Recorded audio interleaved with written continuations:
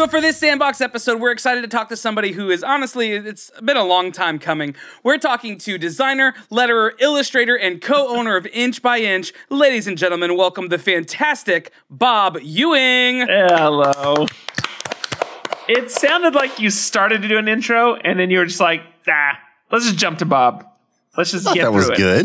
I thought it was I don't say that in a bad way. I'm just saying it's like one of those, like we could talk about Bob, but we could also just go ahead and start talk talking to Bob. You know what I almost said is how handsome he was, but then I decided that I would just keep that to myself until now. Like your little secret. And then say it later. So Bob, is it weird that I clapped for myself too? No, honestly, it's a requirement. Yeah. Okay. Everybody gets nervous and they just clap too. For whatever reason, it's weirder for people if they sit there while people clap for them. It's somehow more narcissistic to just sit there and say, clap for me, than it is to actually, be a part of it. So, Bob, first of all, hey, it's good to see you. Hello. It's been a bit since we've seen you, but we've never talked to you on the show, mostly because of that dispute that you and Patrick had, but we'll talk about that later. Tell everybody just the quick Wikipedia page about who you are and what you do. Well, first off, I vowed not to be on the show until Patrick apologized, and that finally happened last week. So I know we're good. Now I'm here. So I'm it's excited awesome to talk see you about guys. that later. Yeah, it's good. It's good to see you as well. Wait till next time. Wikipedia. I don't think there actually is a Wikipedia page about me. I think if you search Bob Ewing, it would be there's a baseball player that comes up. Not that I've ever searched myself on Wikipedia. Yeah, that might be more narcissistic than not clapping. So yeah, my name is Bob Ewing. I am a hand letterer, illustrator, designer. I do a lot of stuff on the side, but I have a day job. I work for an amazing agency here in town called Element 3, where I am an art director and designer illustrator there. I have a wife. She's amazing. And 2 kids and a dog. So I think that's most of the stuff. That's probably what my Wikipedia page would say, maybe. Okay, so I want to say this real quick. When we were setting up the introduction, I always ask our guests, okay, what's your title? Like, how do you title yourself? Are you an artist, illustrator, designer, whatever, producer, whatever it is? And you threw out a list of things, but then went back and said, actually, I would say designer, letterer, then illustrator. And you said in that very specific order. Talk that through a little bit, because I think you hit a little nugget that was interesting before we ever pressed record, and I want people to kind of hear your mindset on that. Cool. I think for me it all started as a designer. That's how I fell in love with design, found out about design, and then went to design school. I started as a designer in a little print shop in Indianapolis, just printing other people's design, and then became then became hand letterer, and then hand lettering, which really just kind of taught me to draw again, and that hand-eye coordination and the confidence to draw. And then from hand lettering, now I feel like I can actually draw things, other than like stick figures or squares. Pretty good at squares. So pretty good at squares. Squares are hard. Which is ironic because most of your buttons are circular so I know. Love circles. But you had made a comment in your description when you were talking to us earlier about you compared yourself to somebody like Raji, or how do you pronounce it? Roji. And no, I said I can't draw nearly as well as Roji. But that was part of why you kind of put that one as you wouldn't want to bill yourself as an illustrator because you're not at the level of like a Roji or Raji or Sean, whatever you want to call him. Yeah, and I don't think that's necessarily because of like a style, like he has a style, because I think he can draw anything and he's amazing, like a lot of illustrators. But I think it's more about people that can just spin things off in their head and then put it on paper on the computer. I've always kind of struggled with that. I'm more of a realist where I need some sort of reference, or I can draw anything that's in front of me. And that's kind of how I've been.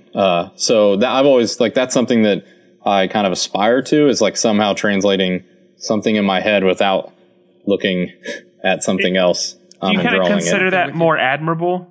I mean, when you think about someone that is proficient, do you feel like that is like a necessary trait of proficiency? I feel like that's a way to get your own style, your own voice, by just interpreting things on your own. And I'm not saying that like those guys or people that are amazing illustrators don't use reference material. Something I like to do is like if I'm researching a project, then I'll try and research it and then put it away for a day or a night and then come back to it and then kind of start fresh so that I'm not like replicating something, because that's just anything that's fresh in your mind, you're ultimately going to want to like replicate that. So how did it start like in art for you? If you need reference material or it's hard for you to like just go from mind to paper, like what is that process of doing what you do? It's a lot of sketching. Field note, like I guess we talked about, these things are amazing. I always have a field note on me. I fill them up once or twice a month. I'll go through them depending on kind of the projects and what I'm working on. So just kind of sketching a lot and sketching really small and kind of getting those ideas out faster to kind of get through the mush or the obvious stuff in the beginning. Kind of get past that, depending if it's a logo or something like that. How fast do you move to digital? What's that? How fast do you move to digital? Man, it really depends on the project. Some of the lettering pieces will take me more time to do stuff. Some of the quick illustrations that I do for blogs, like at Element 3, I can do that stuff pretty quickly, where I'll just sketch out a couple small things and then kind of move. But we've like kind of established a style at this point, and I'm pretty comfortable. I mean, I think I did like 70 of them this year. So I'm pretty comfortable with that, so I can move through those pretty quickly. But they're simple, kind of lined illustrations.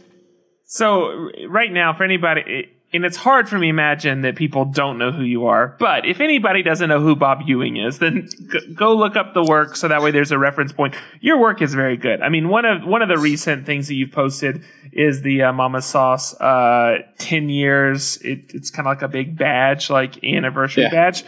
Super cool piece. I mean, I'm a huge fan of that. That's just something that popped out at me immediately. So I thank you. Anybody that's listening, definitely go check out the work. But you also are the co-founder, owner, I'm not sure exactly how to say it, of Inch by Inch, which may be something that if they don't know your name, that may be a name that somebody knows as Inch by Inch. So why don't you give us an overview of what Inch by Inch is and kind of what your mission is? Yeah. So Inch by Inch is a 1 inch monthly button club, and that 1 inch is important because we only do 1 inch buttons. We love the small size. They're easy to collect. They're very difficult to design for. It's a very good like design challenge for someone to design something so small. So we're a monthly button club. You can sign up to be a member, and we'll send you buttons every month. Each month we have a different featured artist from all over the world graciously donate 3 1-inch button designs to our cause. And then we send those at their members. We sell them at our store. And then our profits, we're a nonprofit ourselves. But we donate all of our profits, or most of our profits, anything we can, to 2 charities, one in Indianapolis called Art with the Heart, and then one in Chicago called 826 Shy, both serving inner city, underprivileged, underserved kids with after-school programs and summer school programs. Just 2 amazing charities that we get to donate our proceeds to, and it's a passion project of mine and my good friend Drew Hill, who I work with. He's the creative director at Element 3 with me. We went to high school together, and we worked together for almost 8 years now. So we don't make any money off of it. Anything we can give away, we give away to those charities. So that's awesome. So talk maybe a little bit more about that, because it seems like a pretty special thing to be able to do, to be able to marry this design with community, which is something you're super passionate about, but then also to marry that to the charity portion of it. That seems like a really special thing to be able to do. Yeah, it's really the the culmination of community and how amazing our design community is and how lucky we are to be in this industry.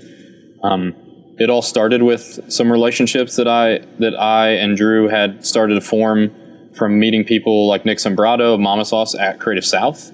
And really Creative South was in 2014, first conference I ever went to. That was kind of jumping off of like what community was. Like I had no idea. Indianapolis has like a lot of really good creatives, but not necessarily a good sense of creative community. So a lot of my closest friends in this industry I met at Creative South or, through the internet. But so that kind of started with Mama Sauce, French Paper. Those were two of our biggest sponsors. That led to Busy Beaver Buttons, who does all of our buttons French by inch.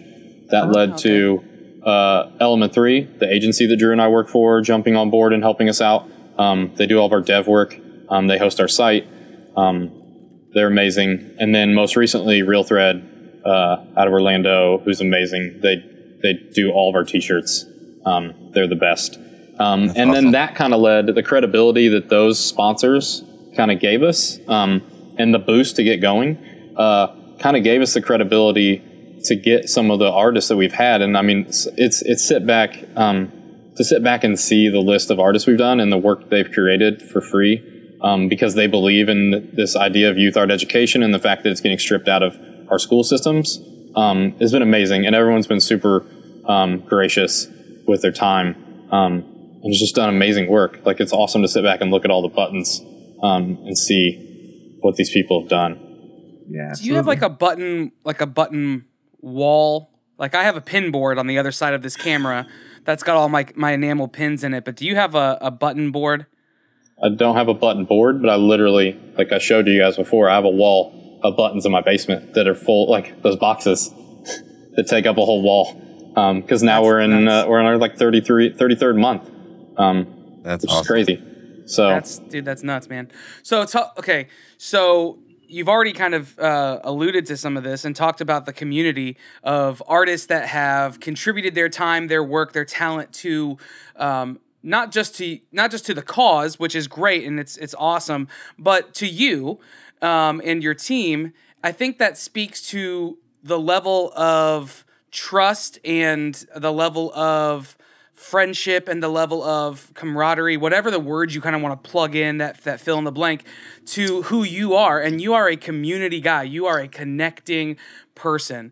Talk to us a little bit about where that comes from for you. Is that something that is a natural thing for you, or that you have learned over the course of however many years?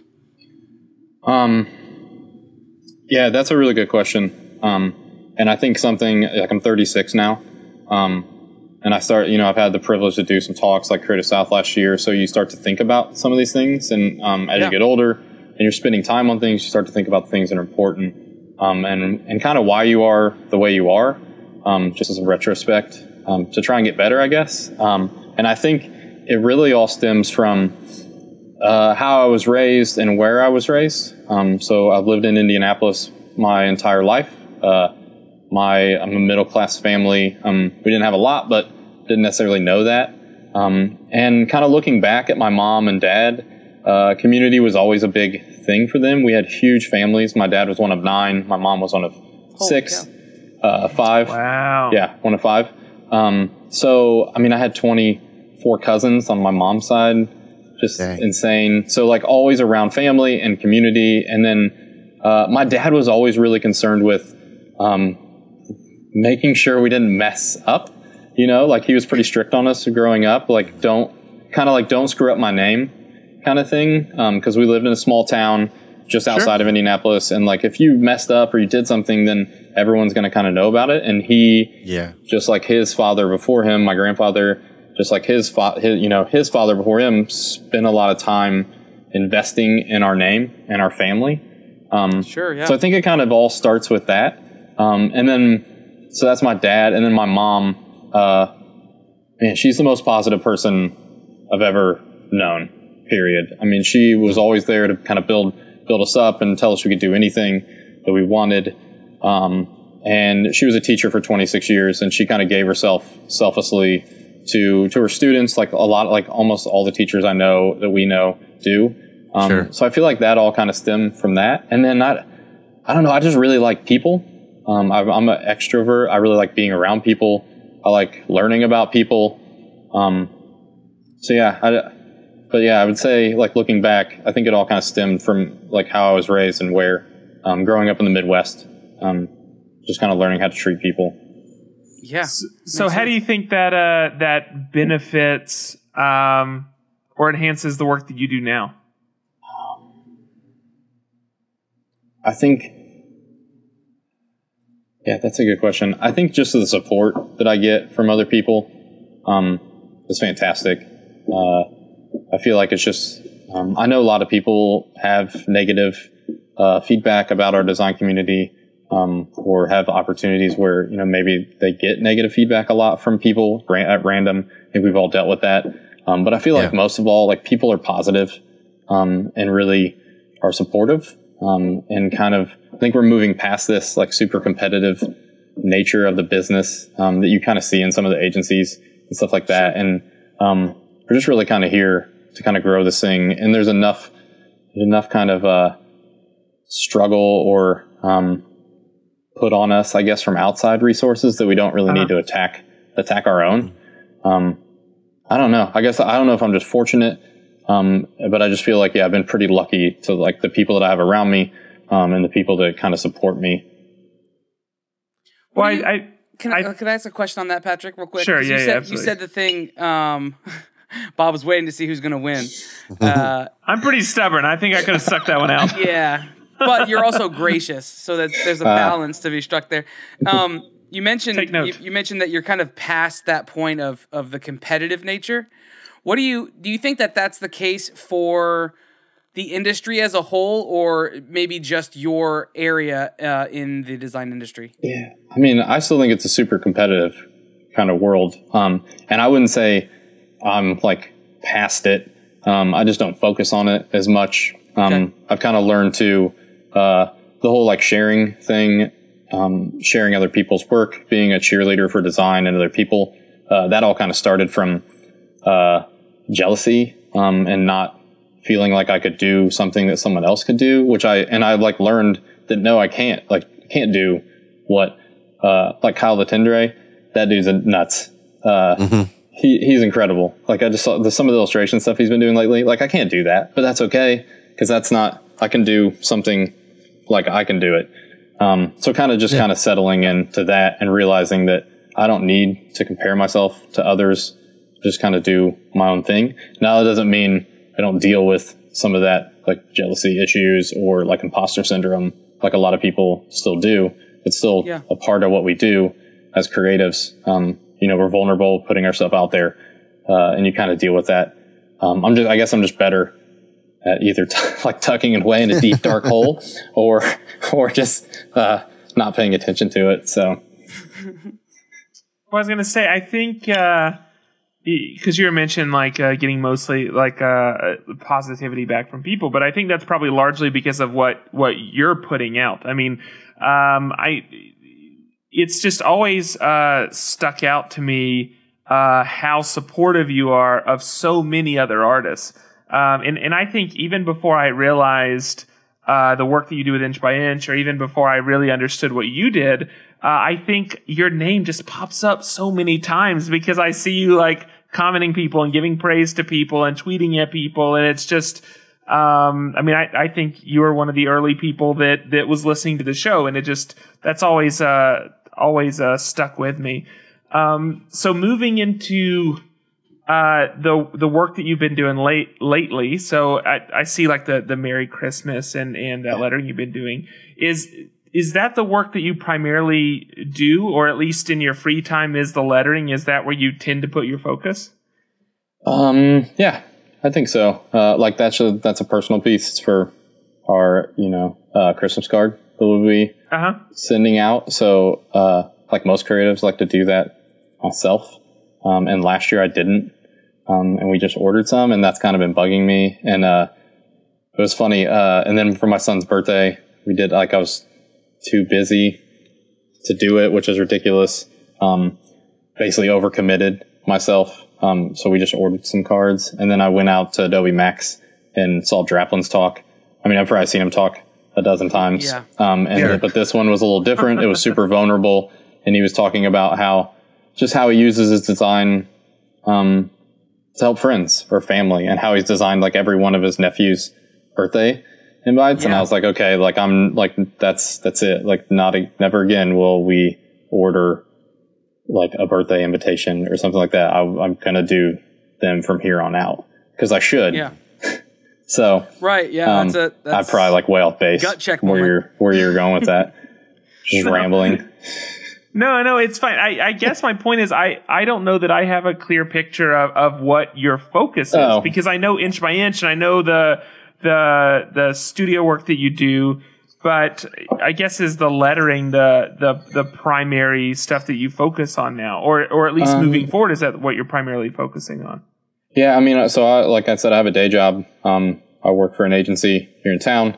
So I do a lot of different stuff, from digital ads to websites to branding. I get to do illustrations there. I get to do lettering, murals, a whole bunch of stuff that they've afforded me to do, which has been amazing.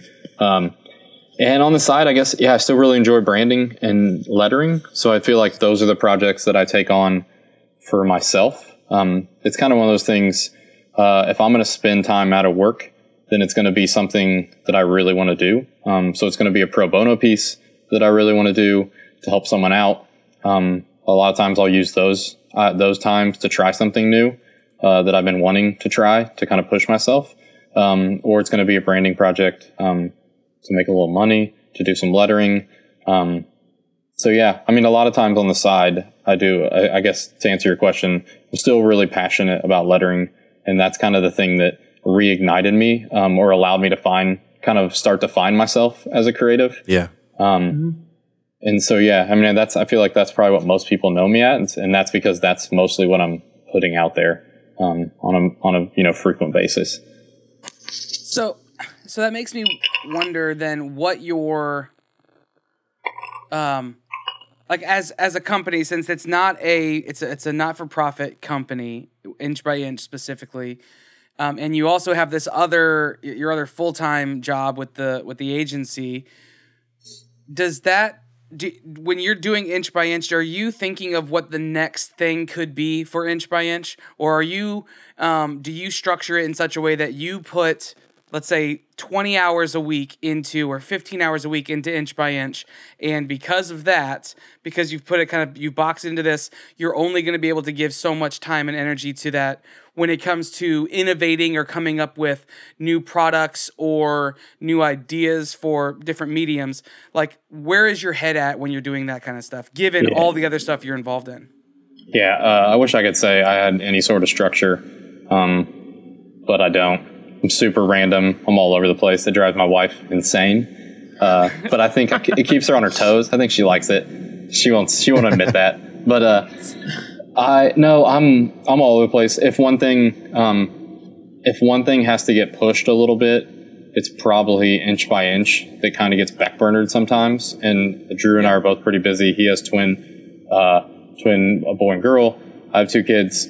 So a lot of times that's the one thing that'll get kind of pushed to the back burner. So maybe it doesn't always get as much love as it should or needs. And that's something we're trying to focus on. But it's this whole like work. I mean, one of the biggest questions is like work-life balance. Like, how do you do all those things? That's something that I get a lot. And I don't know if I do any of them as well as I could if one of them was missing, maybe. But I mean, if I had more time to work on anything, you feel like it would be better.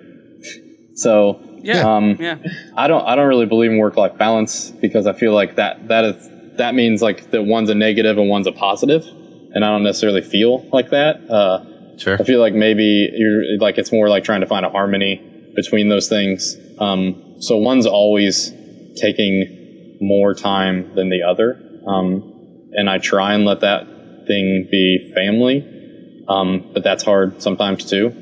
So sometimes I'll feel like I'm working too much, and then I'll just kind of push side projects away or not take anything new so I can focus on not doing anything and just being present with my family, which is by far the most difficult thing that I have to deal with, or that I want to like have the kind of pleasure of dealing with, I guess, if that makes any sense. Absolutely. So for someone that's listening, and because I think there's actually a lot of parallels, you talking about inch by inch and wanting to be able to put the energy there, but if things are competing, that tends to be the thing that has to take the back seat. And I can tell you that I think I have a pretty good idea of what that feels like. But that being said, if someone is listening and they're wanting to kind of spin something up, start a new venture, but they are having to balance work, they are having to balance family, what kind of advice do you give to that person when it comes to approaching a new venture? Yeah, that's a good question. People always ask, like, how do you find the time for this? And I think that's a misleading question, because if you really want to do something, you have to make time for it. Like, busy is an excuse. Yeah. We're all busy, let's be honest. Like, we all have stuff going on. But being busy is never an excuse not to do something. Basically, you're procrastinating for some reason or another, like not starting that new project or not doing work because for some reason you just don't want to or don't want to spend the time. So you have to make time to do these things. The whole lettering thing came out of me doing like the daily lettering. I made a commitment. I wanted to do lettering. I wanted to get better at it. So I made a commitment to start lettering every day. And I made time to do that, whether it was, a few minutes or 30 minutes. I just made time to do it and I still do that. Still have to make time to do stuff. So I think that's the biggest thing. This myth of like finding, like, I don't find a couple extra hours in the day. Yeah, you're like, I have a couple extra hours. What should I do with these? Oh, you know what? I'll just do a button company. Yeah, I was going to tweet that out. Like, I have 4 extra dribble invites and 4 extra hours today. Yeah. Who wants those? Yeah, right. See how quickly those will all get snatched up in a second. I don't know what I was going to say. I was going to try to say something clever, and then I was like, I was waiting. I was Super excited clever. for wherever you're going. Oh, And I was just gonna say talking. second and hope no one notices. Okay, so I'm going to transition to final questions. So in light of what we were just talking about, is there something that you haven't put time into that's on the back burner, maybe because you aren't wanting to start yet, or like? I feel like he has an answer. You just made a what's the face thing like that you have Bob an answer. isn't doing that he wants to do?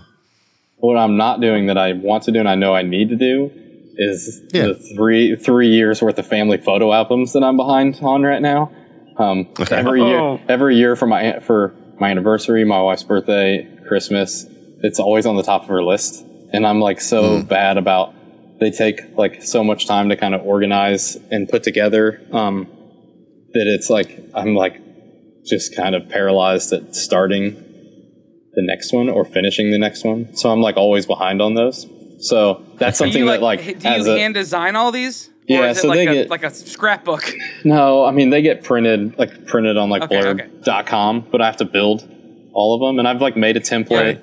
You have to like sort through all the images and arrange them, and then it takes quite a bit of time to like lay them out because they're like 100 and some odd pages for a full year's worth of photos. Dang. So they like, that's one thing that's like that eats at me that I like need, like, and that goes back to me working on something else that I would rather work on, and I'm making that decision consciously instead of like making the decision to make time to do these photo albums. And that's that whole, and I know I need to do it because I want to capture, we have all these photos, I want to capture those. And then let's be honest, like I want to make my wife happy because that's the best way. That makes sense. That's most important. Yeah. So,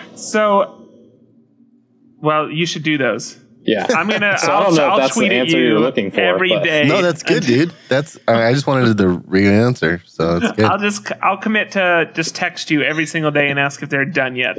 Are they done yet, Bob? I just blocked your number, by the way. Problem solved. Just like the rest of us.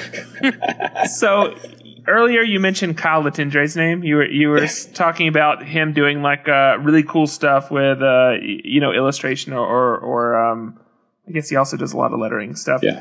Who are those people on your list? Because you do know everybody. I mean, I don't think there's a single designer, illustrator that gets under your radar. So who are those guys? Maybe like guys, girls, children? I don't know. Who are like your top 3 that are just killing it right now, that are just putting out the work you love? I feel like it changes all the time. And like, I feel like every single day I discover someone new that's creating like some amazing work that I didn't know about, or had no idea that they existed, which is awesome about our community. Like there's so many people creating amazing work.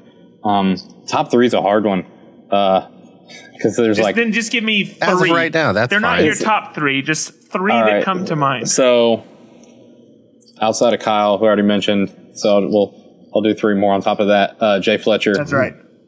His stuff is absolutely incredible. His branding work is amazing. This is like the toughest question other than the ending that I'm still thinking about, by the way. So yeah, Jay Fletcher. Who else did I see? Something from Steve Wolf always kind of blows me away. Always love like Meg Draw. I would say Rosha. I always butcher her last name. Sorry. It's Raji. It's not Raji. Meg Robichaud. So yeah. Meg Robichaud. We'll go with that. How about that? She blows me away. Like the Ghostly Ferns. Laura, Jen, someone who really cares about community that I saw is Tina Roth Eisenberg.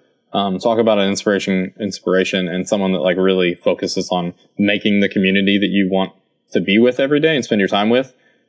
There's someone that's just doing incredible things. So I don't know. Like I said, that list I could go on this whole time and people would get bored. And probably hang up their podcast. No, I think there's a lot of people that are like taking down notes right now. They're going to look them up. I want to make this note. So earlier I was talking to you, and I had a train of thought and I lost it, and I kind of like asked a panic question, and then I just now remembered what I was thinking. So there's behind the curtains for everybody. But I want to make a note on community just real quick, because I think you'll agree that.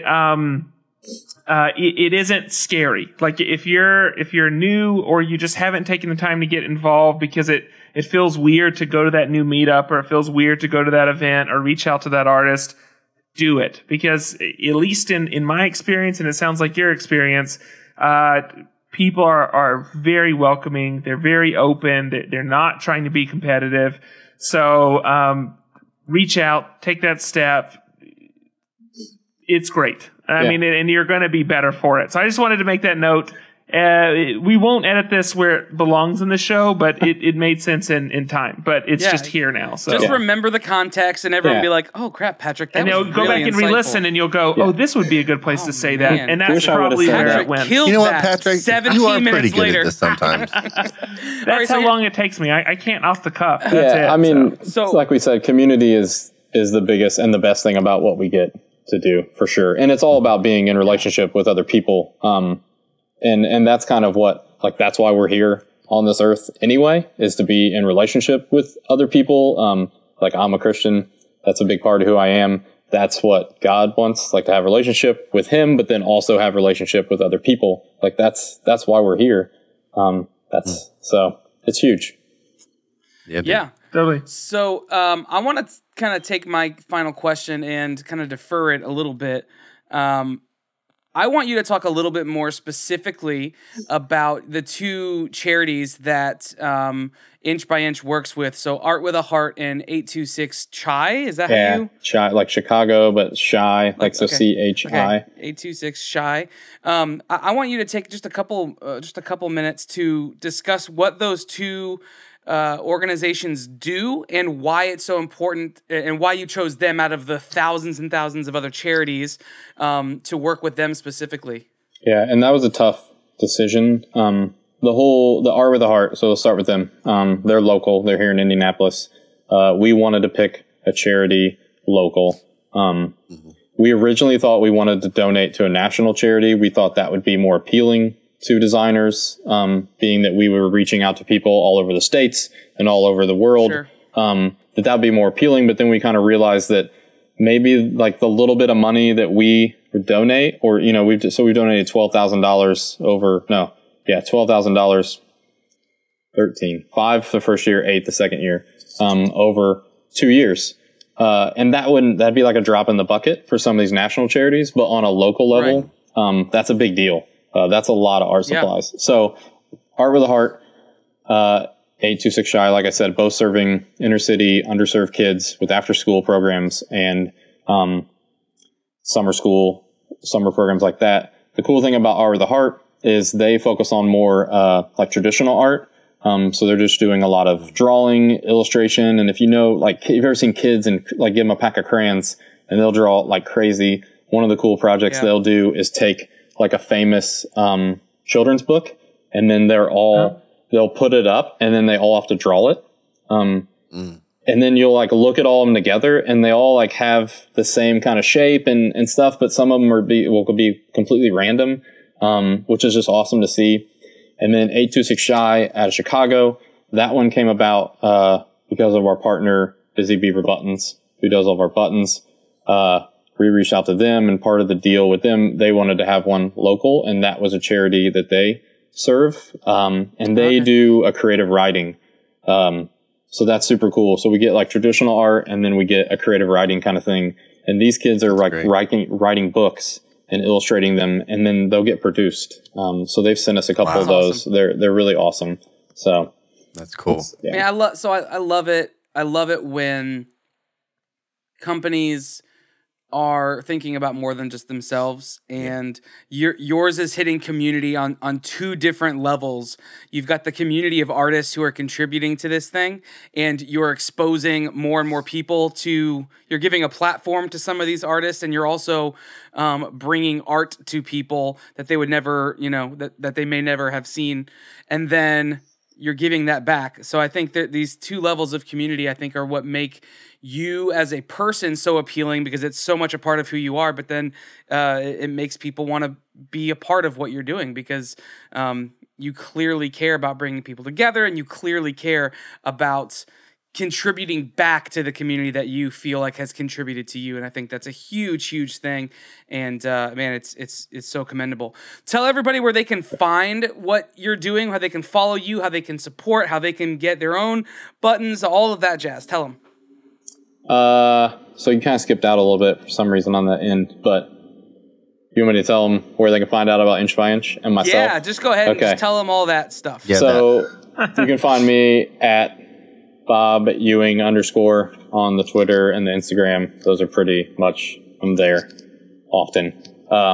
Inch by Inch, you go to xinch.org, see our website. There's also a link to our shop. We got lots of goods. Awesome t-shirts by Real Thread. All the buttons that we've ever had created are all in the shop, outside of a few that are sold out. Patches, posters, all kinds of awesome things. And then Inch _x _inch on Twitter and Instagram. If you're, it's how much a month? How much is it a month? No, so it's $50 a year. And we'll send you buttons every single month. As our good Patrick, our good friend Russ says, casual mail, which is always good. Yeah.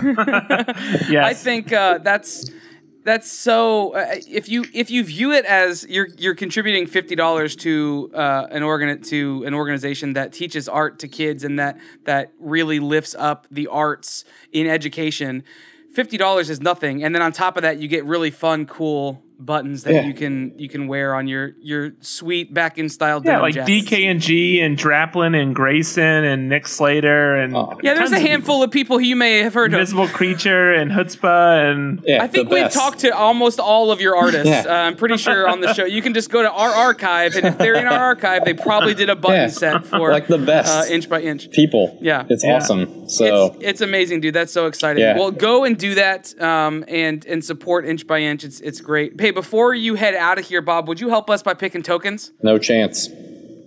Okay, of course. See ya. All right, well, that's it for the interview portion. Up next, we're going to draw some tokens. The tokens portion every week is when we get to find out exactly what our categories are going to be next week, and then we pick our topics based on those categories. Bob, there are the tokens. They are in front of me. They are very real. They're very tangible. I'm going to take them, put them face down on my desk, shuffle them around. I don't know what I'm looking at. You don't know what you're looking at. Give me a number between 1 and 3, and you'll be picking for Luke. 3. TV and film, Luke. Thanks, dude. Well, that's what he's going to talk about, though.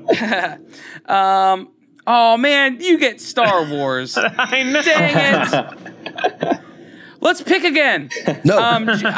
You go ahead and pick for me. 3. Sweet. I got Star Wars. We're not even going to call it TV and film. We're just going to call this token Star Wars. Yeah. Yep. All right, Bob, give me a number 1 or 2, and you'll be picking for Patrick. 2. Left check. You got art and design. That means I have toys and games. All right. Hey, Bob, you are an awesome dude. I can't wait to see you. I assume you'll be at Creative South again this year? That's the plan. All right, so I'm sure we'll We're see bunking together. Nice. You guys are staying in the room with my wife and I? You and Bob and Mackenzie. Bob. The four of you are bunking together. That's going to be a lot of fun. Make sure you bring the camera with you. Him and his wife and you and your wife? Oh, that's I just 4 people. Heard me, Bob, and Mackenzie, and then the 4 of us. So, man, Bob, you're a rad dude. You can find this episode, if you're watching it on YouTube, all the show notes and links are just below us. Go there. Leave us a comment, like, and share this video if you're on YouTube. If you're listening to this on Google Play, Stitcher, or iTunes, any of your podcast platforms, subscribe and make sure that you are getting this each and every week. We have artists and designers and producers and all sorts of various people on the show each and every week sharing their incredible stories and their incredible work. You can find all of the ones that we've had before on mofonepodcast.com/archive and hop on there and listen to some incredible stories. And what else do we have? Oh, we have the Slack community. Join us on Slack. Go to mofonepodcast.com/Slack. We've got over 200 artists and creatives and doers in there each and every day conversing and talking and sharing and encouraging one another. It's a super cool place. This show would be nothing without our Slack community, I mean, if we're honest. So go there and join the conversation. You can also find us on all the different social platforms. Search M of One Podcast. You can support the show on Patreon. Just go to patreon.com/M of One Podcast. Throw a couple bucks in the proverbial bucket, and it'll help us continue to do what we do and push further and do more. But I think that's going to be it for now, right? Yep. Sounds good. Cool. All right, well, let's get out of here. I'm Andrew. I'm Patrick. I'm Luke. I'm Bob. Peace out. Bye. Hold on to your butts. Duckbill platypus.